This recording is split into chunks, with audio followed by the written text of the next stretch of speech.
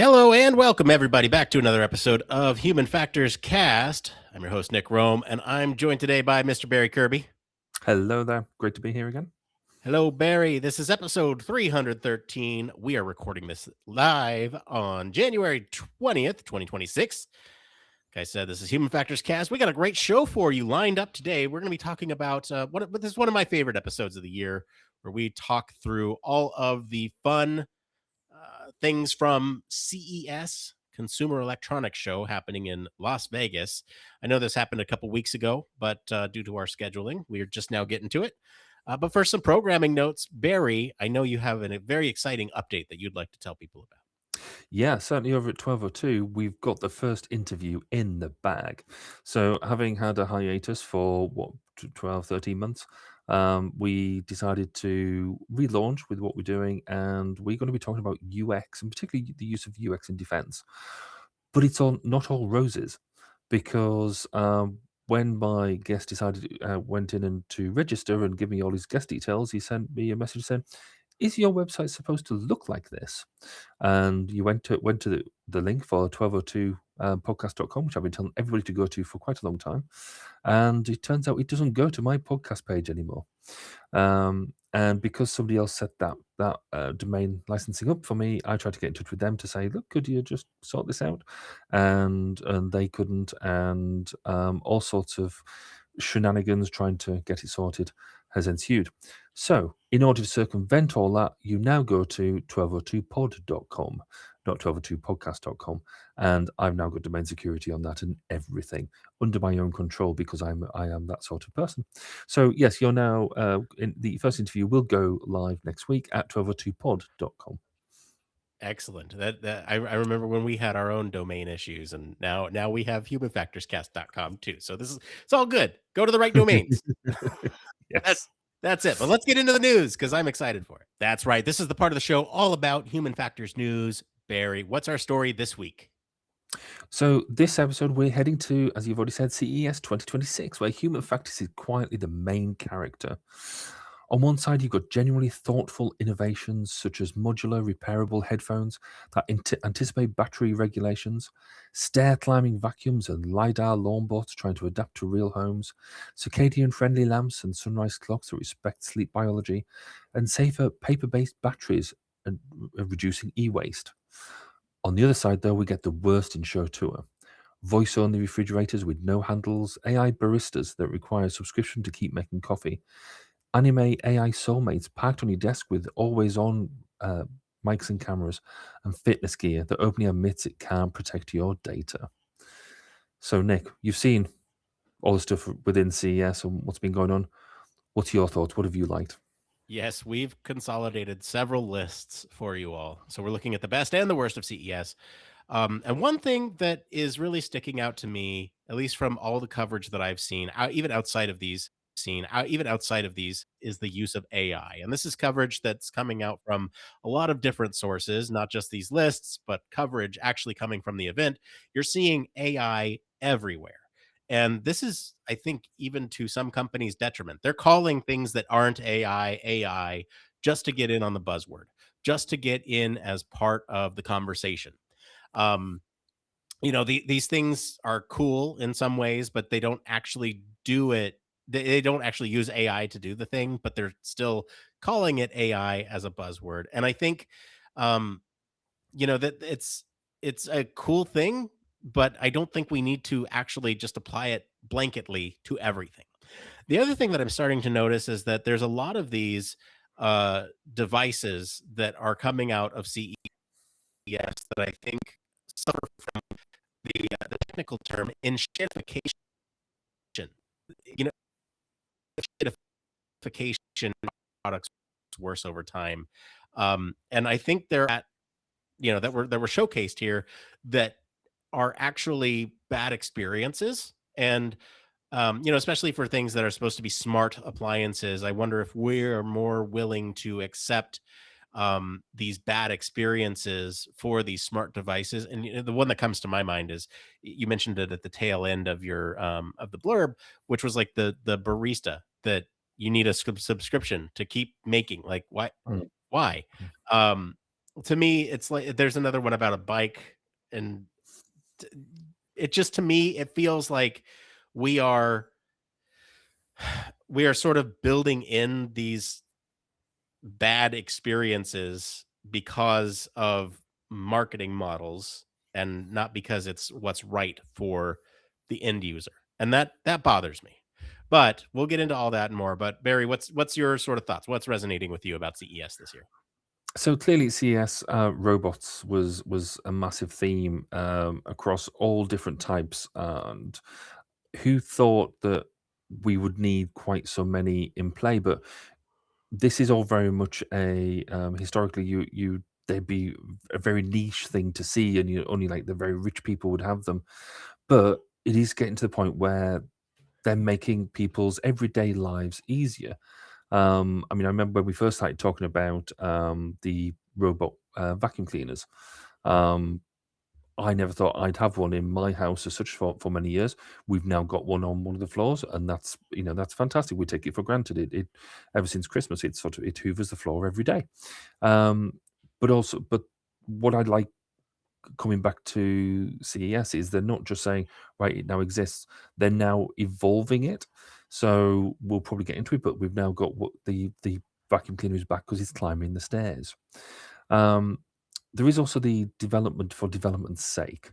So the cynic in me sort of sees so TVs are back, but really they get thinner, they get bigger. Um, why do we need them so thin and so big? So the big drivers like wallpaper TVs, we don't necessarily need that. But if you want to show off stuff, then that's cool. Um, security seems to be more of a thing. So they're talking about smart locks, and basically having a lot more robust technologies looking at smart locks, which is when you're looking at the front of your home. But a lot of them do still seem to have the problem of being device dependent. So what they're trying to get over is like the need to use biometrics and things like that. But it's not actually saying that you're home; it's saying that your phone's home. Um, bit more into self-care. So you've got various lamps and sleep supports and things like that. So really trying to use technology to give you a better quality of life, which is quite nice. But it seems that some of this really is coming into the consumer market. It's neat, it's geeky, it's bringing geeky to the masses. But as you kind of alluded to, is the key to all of this is usability, and if it does seem to be that we are that historically you could have really cool gadgets and get away with it because the technology wasn't quite there. Usability is now a serious thing, and there should be no excuse for not having good usable products. So lecture over. Shall we? Which are your favorite items that you would like to talk through? We have a list here. Why don't we just talk through the list here? We have let's start with the Atlas robot. What do you think about the Atlas robot? Interesting, isn't it? Because it's again, it's one of these robots that is actually a robot. It looks like it, and it sort of smells like it. Um, it's trying to be almost a Swiss Army knife of capabilities, but it seems like it's actually robust. It seems like it's been on its real journey. But everybody knows, obviously, the coming from Boston Dynamics, it's gone on that journey, and we've all followed that journey. So it's interesting to see what it's there and what it's doing. Um, personally, I'm still not entirely sure we're there to have such a device in your home. Is it gonna feel intrusive? Um, being what it is, but I'd still have one if anybody's willing to pass one over. What about you, Nick? Where are you at with So Atlas? yeah, so this particular version of Atlas that they had brought up during CES was to be worked on in Hyundai factories. Yeah. I also don't think it's ready for the home, but it's interesting that now we're starting to see it in the workplace. And I think that's the first stage to acceptance to having some of these things in the phone. If you're going to work and you're working alongside these things, then it makes it a lot more easy, more palatable to bring it into the home. So that way you can have it alongside you and your family. Um, there's an interesting tactile thing happening with these robots. There's um, accounts of these being soft touch plastic, Mm, and the thing that people are talking about is sort of how they feel about the engineering, how they feel about the robot itself. But I think this one took away the best robot at CES, so it's worth talking about, and it's exciting. As somebody who will will have no hesitation with bringing in a humanoid robot into the home so that they can wash my dishes and my clothes and stuff, and I don't have to worry about that. That's yeah, let's do it. But yeah, I think we're closer, but maybe still a long way off. Um, I'll bring up the comment. We got a comment here. Andres from the lab had a buddy of mine went to a restaurant recently that had an AI scale to predict the weight of your food. So as we're kind of talking about AI and sort of how AI is so prevalent in everything, it's a mm. great comment. Thanks, Andres. Let's get into the next one because this one actually I'm selfishly excited for. Yeah, so this is Lego, and they've come up with a Lego smart brick. So Lego has always been evolving and developing. So the idea that they bring out smart bricks that basically got smart circuitry inside them, so then you can have circuit sensor speakers and lights in, and if they react intelligently. It takes your standard Lego sets and takes them to the basically to the next level. Um, I wonder whether this is a step too far for Lego. They've had Lego Technic, they've tried electronic stuff in the past with so I remember having some electronics and Lego Technic kits that had that level of control.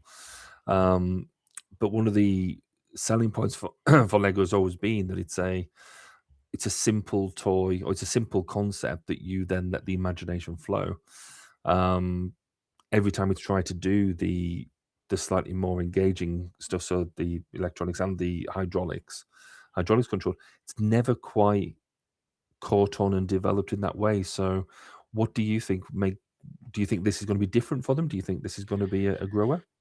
I think so, you can compare this to like the Super Mario sets that they've done before. And the way that this is different from those is that the Super Mario sets sort of react to um I think they use sort of like vision to understand what blocks they're over, and they do pattern recognition and that type of thing.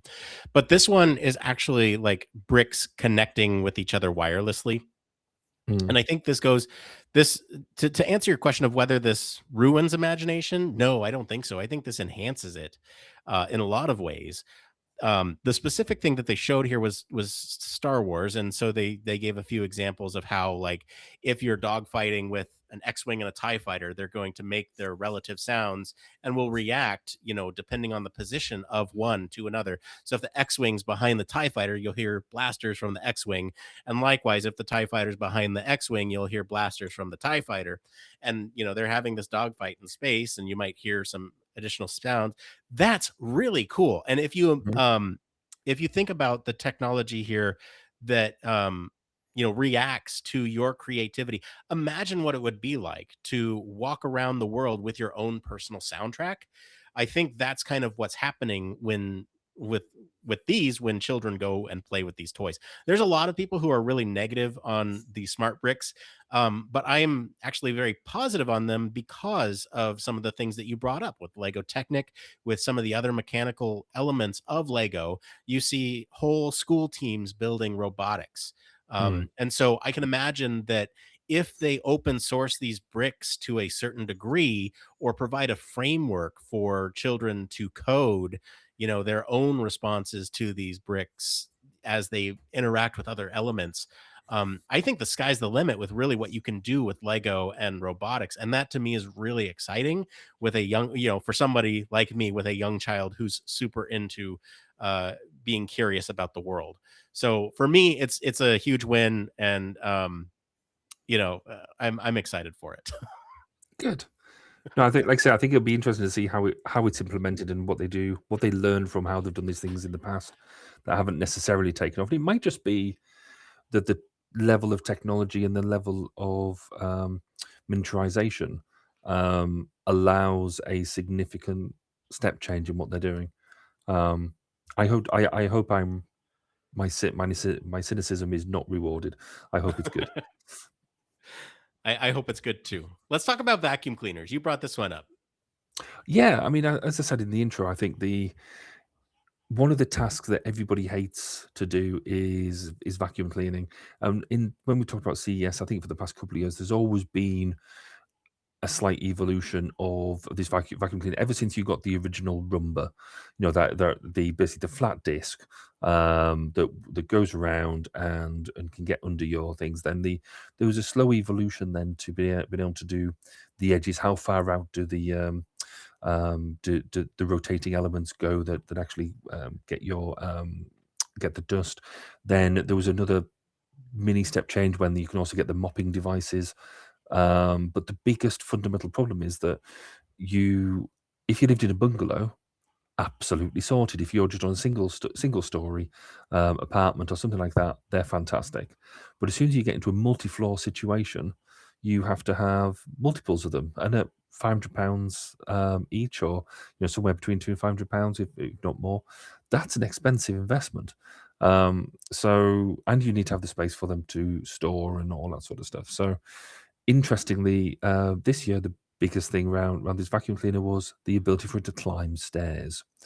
And so it has two legs basically on either side that it can help not only climb the stairs but vacuum the stairs as it's climbing them, which was really, I just think, really, really cool. So it's making it more effective and efficient for people to actually legitimately own one, rather than it just being an extravagance.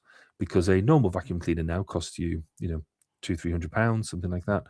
These are now in that sort of range, and to have this sort of capability. So I'm really, really quite impressed. For It's something that's been at CES for quite a while, evolving, but it seems to do a significant evolution every time. So I'm almost quite excited for next year to see how they top this. Yeah, this one particularly is interesting because I think there are some other things going on with RoboVacs that have traditionally posed as issues, and I speak from this as like a parent, right? There's often things that are on the floor that should not be on the floor. Yep.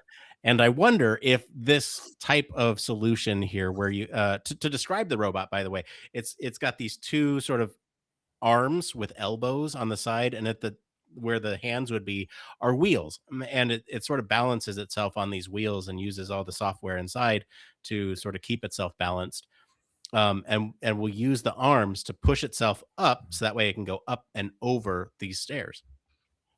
It can also do a lot of other things too. But I wonder if that is sort of the next step, is if they can use this to maneuver over obstacles. They show it actually maneuvering over things like ramps. They showed stairs, and if you want to get about like um, some statistics here, it took the Saros rover approximately 30 to 40 seconds to climb about 5 large steps. So it's not super fast. It could probably get up half a flight of stairs in a minute. And so then, but whether or not that's actually cleaning time, I don't think so. So it's not actually No. cleaning the steps as it's going. That's just climbing. And so, can it get over obstacles? Can it do it can apparently dance, which is a cool thing, I guess, if you want to show this off to your friends. Um, but yeah, I mean, I don't know what it will take, because I'm one of those consumers where I'm just waiting for someday when there's gonna be a RoboVac that does it all, and I'm like, "Okay, that's it. I gotta get that." But I haven't seen it yet, and this is close, but it's not quite there for me, and I don't know what the thing is that would put it over the edge. So our entry point was when my daughter wanted one for Christmas when she was moving into her new house and into a new flat. So we got her one, and it was one of the cheaper end of the market, because you're like, fair enough, make it work. But she set it up to go around our living room, and it suddenly dawned on me what the winning strategy of it is because it's not how long it takes. It's the fact it's doing it when you're not there.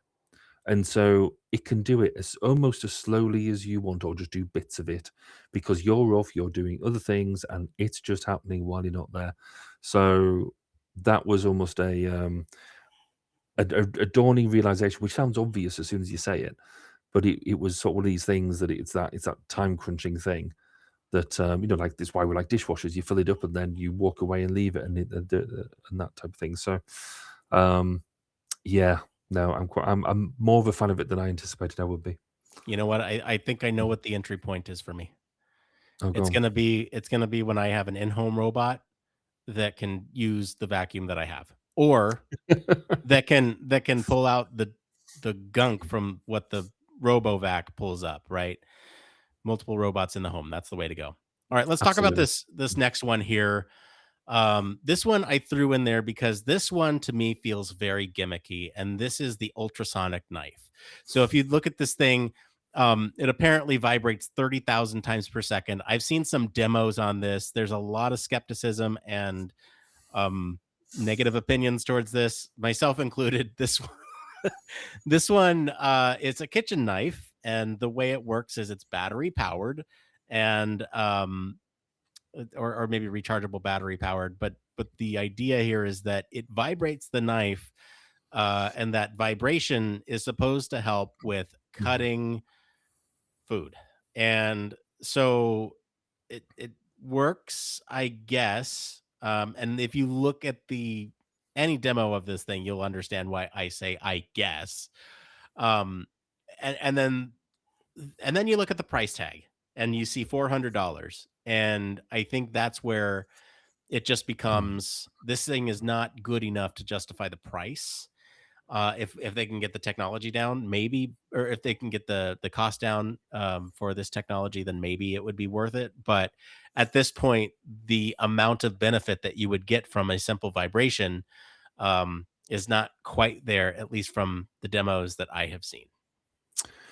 Yeah, it's an interesting one, this, isn't it? Because it is bringing the industrial or the professional to try and bring it into the home market. So you've got something. So in professional, larger scale operations, you do have ultrasonic knives, and I guess the technology is almost it's simple, but it's effective when you've got somebody who is a trained to use it and b can get the maximum out of it.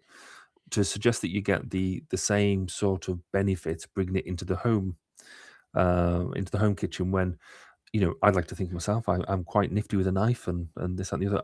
I wouldn't see necessarily the full benefit of doing this. The flip side argument is, which I think I've got sympathy with, but I'd need to see more of it, is if you get chef's quality knives in your home, then yes, you can cook like a chef, but chances are you won't keep them as sharp. You won't look after them in the same way as a chef does, because for a chef, it's their tools of the trade. It's something they maintain and they'll go through knives. Whereas we don't necessarily do that in our home. So this, in theory, means you don't have to worry about sharpening your blades as much, sharpen your knives as much. But also, you can get cheaper knives if it's got this technology in it. Um, so I sort of get it, but I more on your side of the argument. I think it's a bit of a fad, and for that price point, if you're going to spend £400 on a knife, you're going to spend £400 on a decent knife set and a really good sharpening stone, rather than this one. I'm afraid. Now the one thing I don't want to take away like all the cynicism from this because that just would not be typical of us, Barry, right?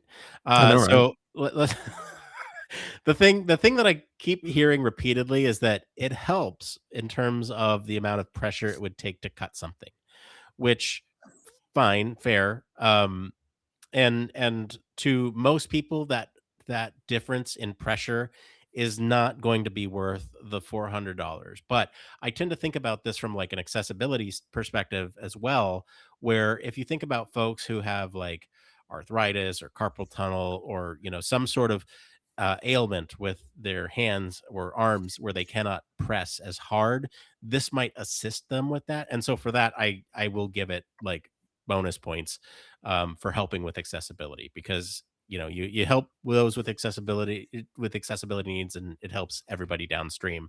So maybe someday this technology will be a little bit more affordable, but for now maybe we use it in more of those specialized circumstances. Yeah, and I think it's definitely that. It's obviously the way we described it right from the beginning. It's taken from the professional to bring it into the home, and I think if you cut that price point down to something that is more akin to, like I said, a more affordable but expensive knife, rather than $400, maybe $50, $30, something like that, then you're gonna get take up of it. But it's not $400. I'm sorry.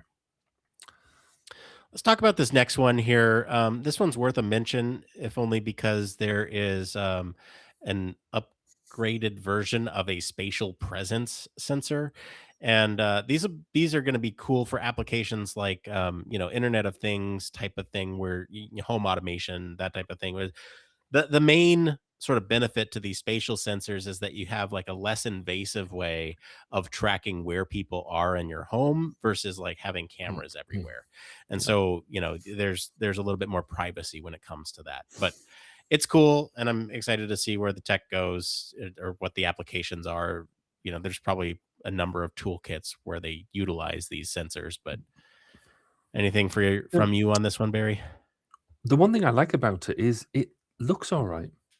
It looks like something you could easily have in your home, and it not be a glaring signal that it's a monitored accommodation. It's not, it's basically it's something that looks like it fits on the wall, and it could be anything at that point. So I think they've taken some efforts to make it um, be something that is sensible. It looks apart, and therefore is not screaming the special monitoring going on. So I think that it deserves kudos points for that, um, and therefore that makes it a lot more useful on that way. I think the other bit as well is that the fact that they've done it for monitoring, but it's also, as you say, that it can be um, coordinated with smart lamps, with smart plug, all the smart technologies. So it actually makes it useful for the occupant, not just in time of emergency. So it's almost making it dual use in that respect. So yeah, because I again, it's something that we've seen a lot of before, but I think this takes it to a next level, which I'm very much a fan of. So the next one, I think, I'm going to leave in your hands because you're clearly a massive darts fan, as well as being a Star Wars fan. So what's the next one? Huge darts fan. I've played darts maybe twice in my life. The Star Wars dartboard is a cool thing, I guess. I think the interesting thing about this is that it uses cameras to track the darts as they come over to the board, and it sounds like there's this omni light ring that goes along the outside, and those are the cameras that track your position. It sends that to an app to keep track of your score, and apparently there's sorry, the legendary darts announcer John McDonald narrates your game, and so that's pretty cool for a big darts fan like me. Uh, See, when I sort of highlighted this, I obviously highlighted because Nick is a massive Star Wars fan. Whereas here in the UK, darts is actually having a bit of a massive resurgence with the likes of. There's a lot of younger players getting involved. We've got the current world champion Luke Littler, who's only just turned 18, and this is the second time he's won it. So we're getting a lot more younger people involved. But what is an interesting thing is obviously people's mental arithmetic isn't brilliant. And so that's why a lot of people were encouraged to play darts when they were younger because having to add up the scores and do the subtraction from your 301 or 501 score was an exercise and gives you mental agility. This dartboard obviously takes away from some of that because it's doing the maths for you. But the ability to meld, I guess, a couple of different ideas in play, this really lends itself to encouraging more people to give it a go, and get the fun and the benefit out of it. Um, I do occasionally throw some darts, but not very often in the grand scheme of things. Um, would I want to be paying 200 quid for the board? Um, Oh, sorry, $650 for the board. Um, Not a Star Wars version, but I quite like the idea. I like the idea of what they've done with it. Um, it could be quite popular over here in the UK, I think. Sorry, can I just gripe for a second? So I have the board up here. Yeah. Can I just like gripe at the fact that this board itself is of the interior of the Millennium Falcon, and they've like really missed the mark on a huge opportunity to make this the Death Star uh um exhaust port that would just Right, be yeah. a I mean, I don't know how you represent that visually other than the end of the Death Star trench run and, you know, you're shooting the darts into the port, but, like, really, come on, come on. Yeah. No, that's fair. Okay. Gripe So, but over. but is this gonna encourage you to maybe go, I don't know, maybe have another go at darts again and see whether you think it'd be worth justifying of, just £100,000 to, $1,000 to get yourself a dartboard? Tell you what, if they use the suggestion to turn it into the Death Star trench run, maybe. We'll talk. Oh, well, there's a, there's a challenge laid. My Persona AI is the next one that we have on this list. And this one is cool because we've talked about this a lot on the show about recreating ourselves digitally and trying to get sort of this quote unquote AI version of ourselves. And this is what this My Persona AI um, software. What is it? Mhm. Is it software? Is it what it's hoping to do? So, this isn't new. Um, in fact, a a whole bunch of years ago, and I think I've talked about this on the show before. I was the topic of a virtual, in fact, a virtual Barry was created, where you could ask a virtual version of me what it could do and all that sort of stuff. But the amount of effort it took to do all the learning, to do all that sort of stuff, was just really, really difficult. The concept was spot on, and the concept was amazing, and not too dissimilar to what is being talked about here. As in, you can ask questions, you can and get the same sort of answers as what you'll get from me live. Um, what this has done is take that idea. Obviously, they've had the idea, but you working with the idea and actually using current technology to make it happen. Um, and it's a really, I think it's a clever idea. Um, Firstly, it can.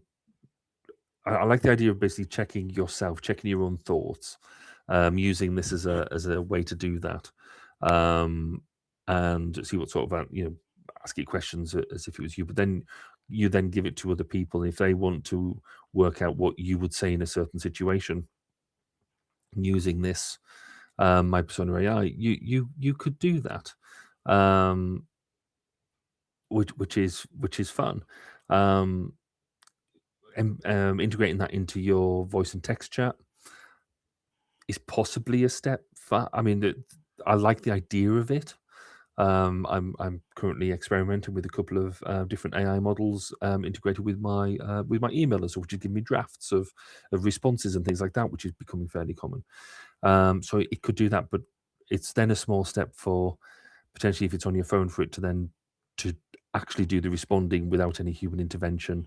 So that there is a bit of a well trodden ground when we come on this show about warning about the use of AI.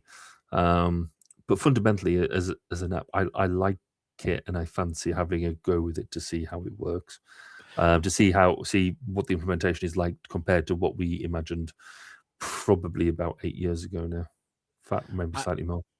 I still would love to do the experiment where you have a digital me, digital you, and they do a podcast and see how it compares to a real thing.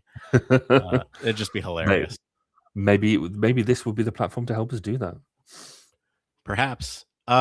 Three panel phones are a thing. Moving on. Do they need to Have be a thing? Sorry. Do they? I don't know. I maybe. So let me talk about this from like a perspective where I've used a I don't own one, but I've used a two panel phone And it's an interesting experience because these the thing that you think about with these foldable phones is what does that crease look like on the Yeah. screen? And I think the technology has come a long way from what you might think if you have not seen one of these in person in a while. The latest tech on these is actually really good. You can see the like fold in the phone, but only from like an angle. If you're straight on, you can't really tell where it's at because of the screen, but you can still feel where it's at with your fingers, which is a little bit jarring when you're like on a larger screen and you're trying to do something tactile, like play a game or something to that effect. Um, it's really interesting how far it's come, and I don't know how much better they can get it. It's quite amazing. And so to have a 3 panel phone, um, that's the next step. And what you're really looking at that point is you're kind of pulling out a tablet from your pocket, if you think about it, right? What kind of use cases could you have? I can think of a lot of use cases in fields where you need to, do data entry or something, or you have uh, gloves on and you need to poke at buttons on a device, but you don't have the real estate on your person to keep a tablet, and so you have something like the trifold, right? This Galaxy Z trifold. It's actually winning best product in the best of CES awards, which is really interesting, considering everything that I just said. Given that the technology on these things are getting much much better, and I don't know. To me, I've always argued that I like to carry tanks with me. So my laptop is not just, a small petite little Chromebook or something. It's actually beefy and capable of Mm. doing an entire show out at a conference. And I would argue the same about my phone. I tend to like something that's powerful and that can do a lot. Um, and now with something like this, the folding screens are big at CES, but this one specifically in a phone format. I don't know. What are your thoughts on the whole foldable phone thing? So, coming from the position that I've not used a folding phone, um, old school, I really like the flip phones, clam phones, things like that. But I've always been had that prejudice around the fold in the screen, which having seen them, it's not a thing. It's fine. It seems to work. Um, but three, I just don't get the need for three panels in it. Like I say, I think there is definitely use cases and there is definitely an audience for them. I'm very much outside of all of them Venn diagrams, I think. Um, I just think that I do have a decent size phone that I do a lot on it. But if I'm doing stuff that needs a larger screen, then I'm going to a tablet or I'm going to a laptop. So would I think there's also perhaps a thing there I'm maybe do myself a slight injustice because I also think that if it was more capable, I would do more things on it. And so I would find it harder. It's hard enough to put a phone down now at the moment that actually maybe with this as well, I would maybe find it harder to put down because I'd be using it more like a tablet than the phone as is. So I think from a technology development point of view, brilliant. The fact that we can have basically origami phones and we getting down that thing, the screen technology, and it's not just the screens, it's the hinging, it's the way that you get the circuitry around it and things like that. Absolutely brilliant. Do I want one or in fact need one? No, I really don't. To me, the biggest question I have is how do the cases work for a trifold? Yeah, well, How yeah. how do you put a case on this thing that's anyway, it's a problem for a different kind of engineer. Well, somebody else. Yes. Okay, you want to talk about this local Wi-Fi? Yeah, only briefly because I think this is one of them technologies that's going to be, I think, end up being a bit of a backbone technology in the same way that we use Wi-Fi and Bluetooth now. So most devices, when we talk about smart devices, wearables, they're either connected by Wi-Fi or by Bluetooth or both. Bluetooth probably more for low power, low density data. If you get into high density data, you're using more of a Wi-Fi solution. But the Lexana YR is a more of a high-powered local Wi-Fi that is built around that whole wearable and very local architectures. So so you're not going to get anything flash on the front of it in the same way. You don't go out and buy just a Bluetooth device. It's going to be embedded in other things. It's going to work that way, but it's going to empower wearable technologies and local small technologies in a way that um, will enable the development of technologies in the future.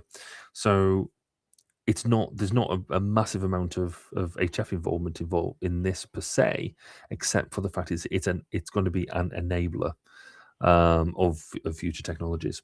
So it's just worth, I think, highlighting and flagging and just say, well done, folks. Okay, should we get to the fridges? Let's get to the fridge. The Oh, I thought refrigerator. you wanted to talk about waifu. Oh, sorry, I You skipped missed over waifus. waifu. How could I skip over the anime desktop waifus? This is an invention from Razer that it's called Project Ava, and it's essentially just it's a holographic desk companion, and it has built into it cameras and microphones, and it is um, it is directly into our favorite AI Grok. And so, have fun with that.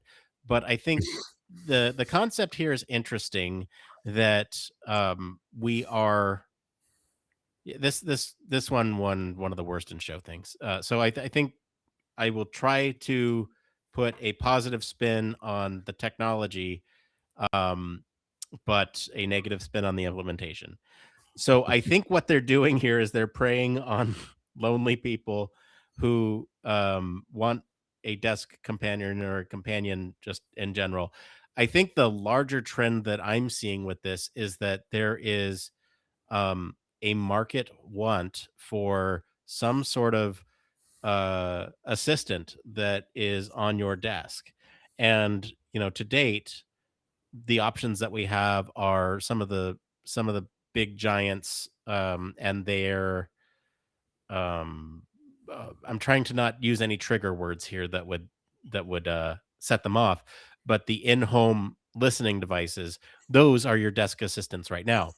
Mm, This provides some sort of visual element to that that provides you with feedback, that is not traditionally uh, available now, unless you look at one of the um, ones with a screen. We'll say that. And yep. then, I think there's an interesting personification that's happening here, that we're personifying uh, these companions to assist us with things, right? This Razor Project Ava is specifically for things like gaming, and it says everyday assistant, but you can customize it, you can choose different characters, and I think that there's something interesting to that when you look at the long term. I'd love to have a personal assistant that's less gimmicky on my desk, that would help me with like scheduling and stuff, or to remind me about things, and plugged into a different AI than Grok. Uh, it's a Yeah. negative selling point for me. What do you think about these things? Yeah, I coming from a defense and security background, I have massive issues with them. Yeah. Um, but I guess to do them some credit, I guess they are looking at we're always about integration and integrating into workspaces and stuff. So it's kind of doing that. But just as I try and get on a positive element of it, it's wide into Grok, which in the UK it's just been banned, or implementation of it has been banned for what it does to pictures of people. Um, so you just don't know. Yeah, I think. I j yeah, I just don't like it. I just gotta I can't dress it up anymore. I we use, I say smart speakers, assistants, and things like that, sort of sparingly now. I don't think they're necessarily as, they're as popular as they were. They're definitely coming they've definitely got their space and their niche. I just don't think this needs to be anywhere near it. Fair enough. Yeah. Let's talk about fridges. Yeah. Talk about something else we don't need to be anywhere. So, but the story of the humble refrigerator is an interesting one. It's been around CES for as long as we can remember, because who would have thought that the fridge is just about making food cold? Um, so we've had cameras in fridges, we've had cameras outside fridges, we've got barcode scanners now on fridges, so to track what's in there. So we've had more Android tablets embedded into fridges. We've got computing and telling you what you've got in the fridge, and therefore what recipes you can make, and trying to track it. And so, and again, there's another the Samsung Family Hub Smart Fridge with AI embedded, no less, um, has also won Worst in Show for repairability.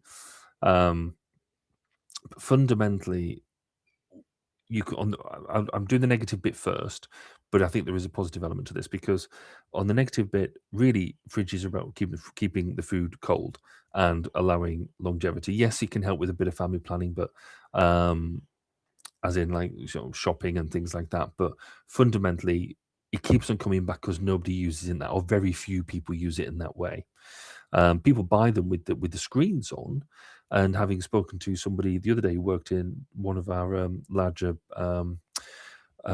domestic appliance store shop chains, he was telling us that as soon as these ones come in with screens and things like, they if you go into the right areas, they absolutely sell. People want them. And I think that's largely down to not because the fact of what it intelligently does within the fridge, but the fact that you've got some real estate in the kitchen, because that can be used more intelligently.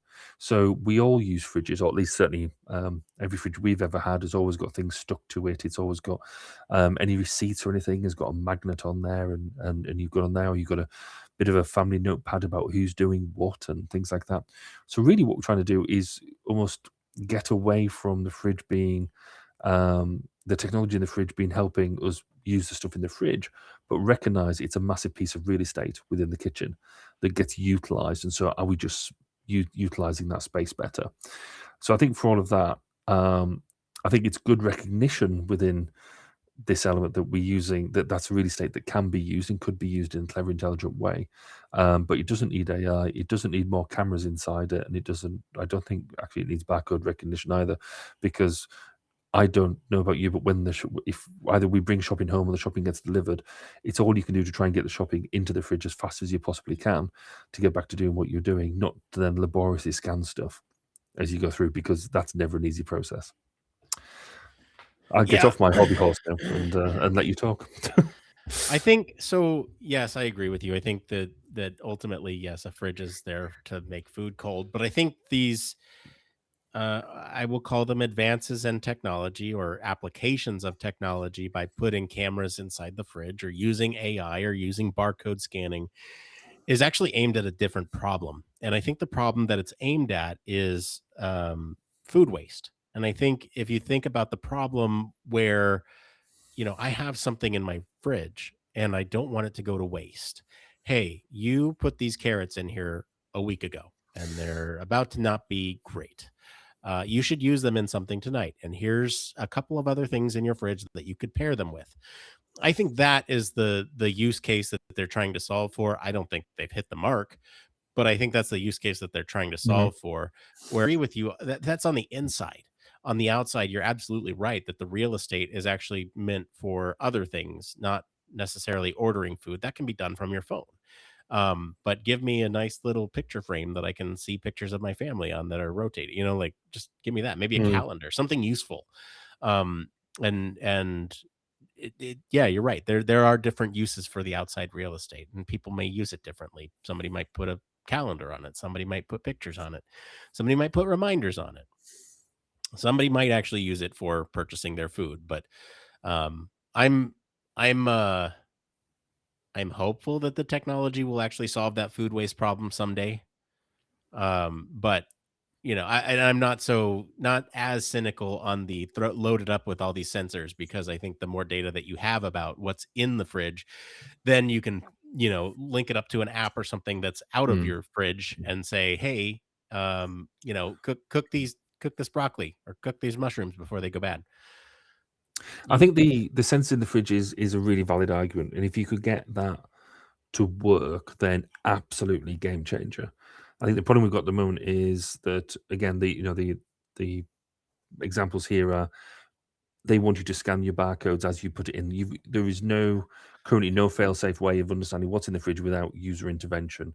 And the users, we all know, they might use it. They'll spend a lot of money on this on a fridge like this. They'll spend so therefore for maybe the first month, I'll be Mhm. hopeful. For the first month, you will religiously scan all of your items in to the point that you don't do it once and then actually you didn't do it last time, so it didn't really matter, and then therefore then you won't do it again, and so it'll be junk. I agree with you. All right, you just wrote down fitness here. What about fitness? Yeah, so there's a lot of fitness and well-being stuff in here that I think is really interesting. So stuff around I think there's a lot of recognition that we're not getting outside enough. So there is the sun replacement lamps. There is the alarm clock. So there's an alarm clock in here that it gives you dawn replication, but he's also understanding that more people are not wanting to have their phones beside the beds, that they're trying to get some of that screen divide away. So this is doing more to do maybe some of the things that are not harmful habits beside your bed. So, play your podcast, maybe play your music, that type of thing. So, there's things like that. But also, just there's a lot more tracking, a lot more bits of technologies to help you do um, things on the run and gather more data about yourself. So, this is a trend that's not going to go away. As more people get more body aware or can track data about themselves, whether they're running, doing different sports, or anything like that. Um, this is still a massive market. All right, you want to end on a positive note with the lollipops? Yeah, no, I think the lollipop is an ace thing. So the lollipop, and it's called where is it? The lollipop star, and the idea is that it's a lollipop that when you suck on it, it also plays music, so you can basically taste the music as you're sucking on it. Um, which is a really interesting use of that idea that it vibrates and you hear it through jaw vibrations and things like that.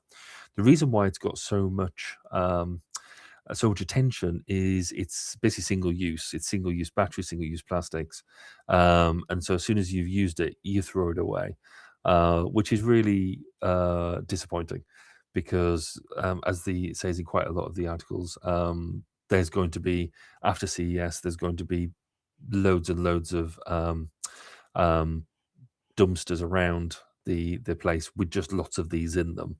I think from the perspective of future stuff, I think it's possibly as a novelty item, I think there's actually some bits of the technology there that could be quite interesting about how we deal with sound and the use of sound and vibration through we already have bone conduction, but is there a different novel use for it? So worth investigating, but I think we need to give the lollipops a chance. I don't know. It screams of greed to me. The thing that they could Yeah. have done here is made, a base that has vibrations that carry that to your face. And you could recharge it, Mm. and that to me seems like a much more eco-friendly option than something like this. Um eh, It wouldn't have made it much to make it rechargeable. Um, Not with the electronics capabilities of today. you know, Um, but yeah. or reloadable even. Even if they Mm, see the thing about this is that right now they sell these so that way they can corner the market on this thing. Anyway, all right. I'm off my soapbox. Positive note. CES 2026 was a hit. I think there was a lot of great stuff. Lots of stuff I'm excited about. I think overall this is maybe one of the I hate to say this, but least exciting CESs that we've seen in a while. Mm. There's not like a whole lot of things that are transformative.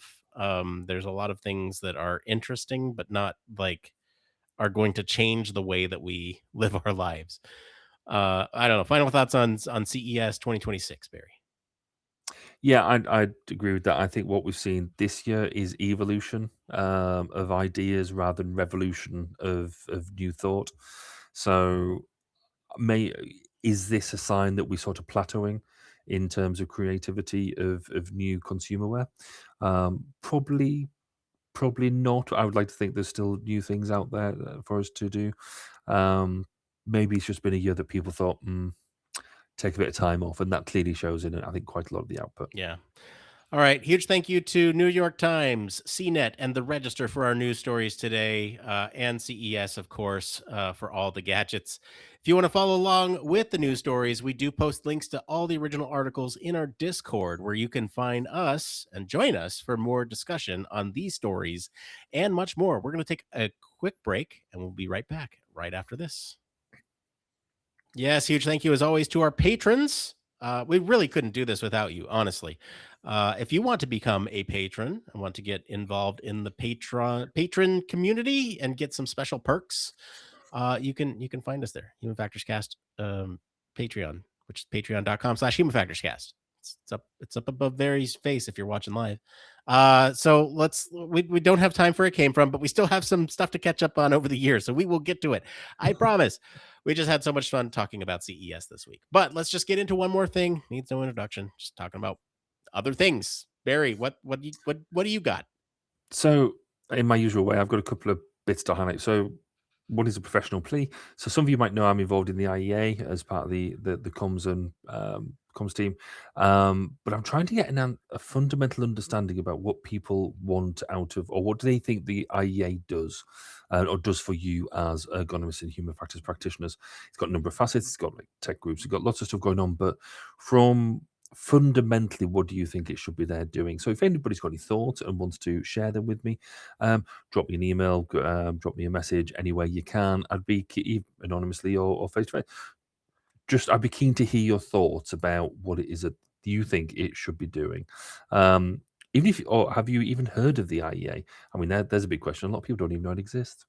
Um, but more fundamentally and more importantly, um, I think hotels need to conduct task analysis because I went down to breakfast this morning. So, a new hotel, not stayed here before.